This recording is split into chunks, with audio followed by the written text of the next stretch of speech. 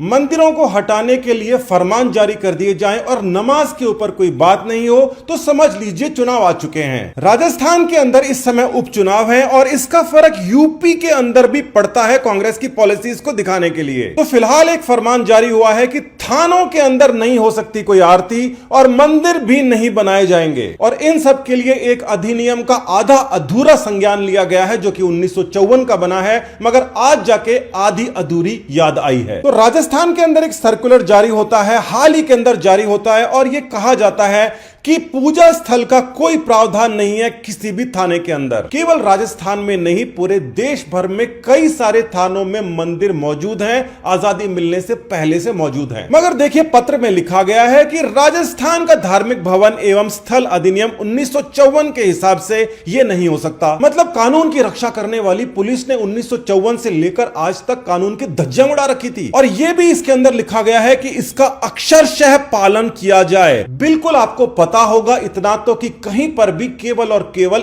एक हिंदू मंदिर या पूजा की बात संविधान में कहीं हो नहीं सकती।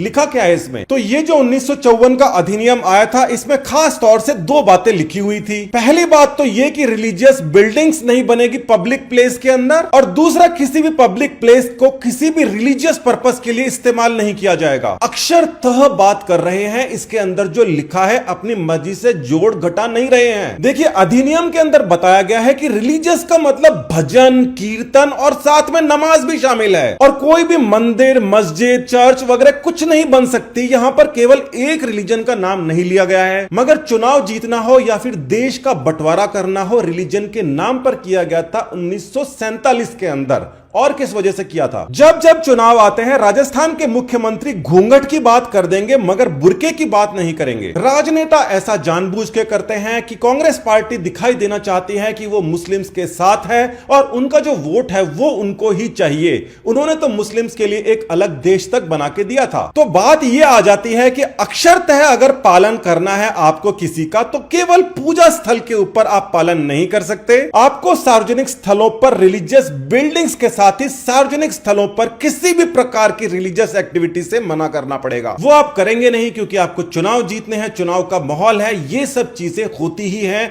होती आई हैं। आप आंखें खोल के रखिए, ऐसे लोगों को वोट ना दें जो कि देश के अंदर धार्मिक द्वेष बढ़ाते हैं। मैं पप्पू हूं, हमने टोटी चोरी कर ली, हम गधे हैं।